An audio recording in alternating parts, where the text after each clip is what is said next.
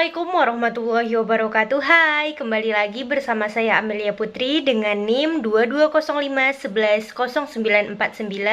Di video keempat ini, kita akan membahas dan menganalisis karya sastra berdasarkan teori struktural.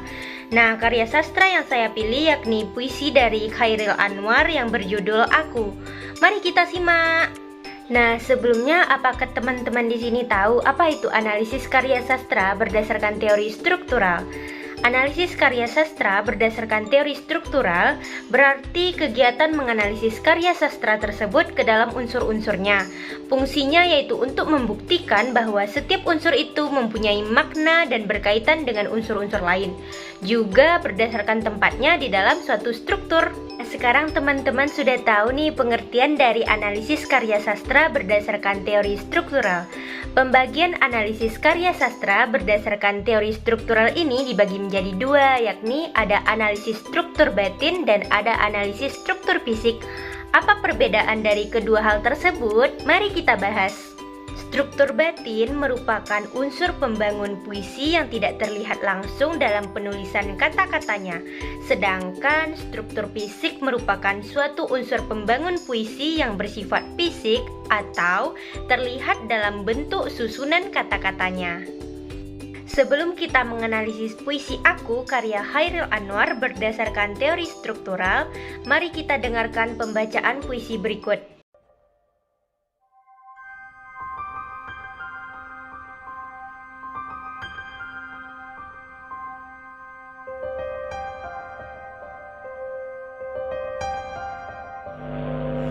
Aku, karya Chairil Anwar. Kalau sampai waktuku, ku mau tak seorang kan merayu, tidak juga kau. Tak perlu seduh sedan itu. Aku ini binatang jalang dari kumpulannya yang terbuang. Biar peluru menembus kulitku, aku tetap meradang menerjang. Luka dan bisa ku bawa berlari hingga hilang peri-peri. Dan aku akan lebih tidak peduli. Aku mau hidup 1000 tahun lagi. Setelah kita mendengar pembacaan puisi tersebut, mari kita analisis secara bersama-sama puisi tersebut dengan menggunakan teori struktural. Yang pertama, kita bahas mengenai analisis struktur batin. Ada tema.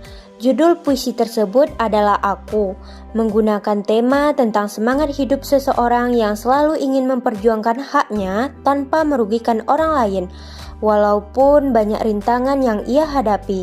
Dari judulnya sudah terlihat bahwa puisi ini menceritakan kisah Aku yang mencari tujuan hidup. Yang kedua ada perasaan atau rasa. Dalam puisi tersebut menggambarkan perasaan penulis yang optimis untuk memperjuangkan hidupnya yang dipenuhi dengan rintangan seberat apapun. Sikap kegigihannya yang sangat tinggi. Selain itu, ada beberapa bait yang menggambarkan kesedihan karena keberadaan tokoh Aku pernah tidak dianggap oleh orang lain. Dan tokoh Aku yang berpesan agar tidak menangisinya ketika ia meninggal nanti. Selanjutnya ada nada dan suasana. Dalam puisi tersebut, penulis menggambarkan nada-nada yang berwibawa, tegas, lugas, dan jelas dalam penyampaian puisi ini. Karena banyak bait-bait puisi tersebut mengandung kata perjuangan dan menggunakan nada yang syahdu di bait yang terkesan sedikit sedih. Suasana yang terdapat dalam puisi tersebut adalah suasana yang penuh perjuangan, optimis, dan kekuatan emosi yang cukup tinggi. Tetapi ada beberapa suasana yang berubah menjadi sedih karena dalam puisi tersebut menceritakan ada beberapa orang yang tak menganggap perjuangannya si tokoh. Selanjutnya ada amanat. Amanat yang terkandung dalam puisi tersebut adalah semangat dan kegigihan dalam memperjuangkan tujuan hidup haruslah kuat. Jika semua itu ingin tercapai, manusia harus tegar, kokoh, terus berjuang pantang mundur meskipun rintangan menghadang. Manusia harus berani mengakui keburukan dirinya, tidak hanya menonjolkan kelebihannya saja. Manusia harus mempunyai semangat untuk maju dalam berkarya agar pikiran dan semangatnya itu dapat hidup selama-lamanya.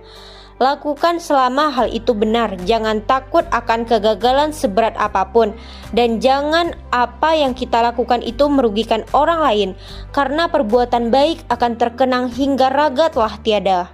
Selanjutnya kita bahas mengenai analisis struktur fisik. Yang pertama ada kata nyata atau konkret. Secara makna, puisi aku tidak menggunakan kata-kata yang terlalu sulit untuk dimaknai. Bukan berarti dengan kata-kata tersebut lantas menurunkan kualitas dari puisi ini. Sesuai dengan judul sebelumnya, puisi tersebut menggambarkan tentang semangat dan tak mau mengalah, seperti Hairil itu sendiri. Yang kedua ada bahasa figuratif atau majas. Dalam puisi tersebut menggunakan majas hiperbola pada kalimat aku tetap meradang menerjang. Terdapat juga majas metafora pada kalimat aku ini binatang jalang. Selanjutnya ada pemilihan kata atau diksi. Pemilihan kata pada puisi aku terlihat bahwa sang penulis menulisnya dengan bahasa yang mudah dipahami oleh pembaca dan mempunyai emosi yang cukup kuat.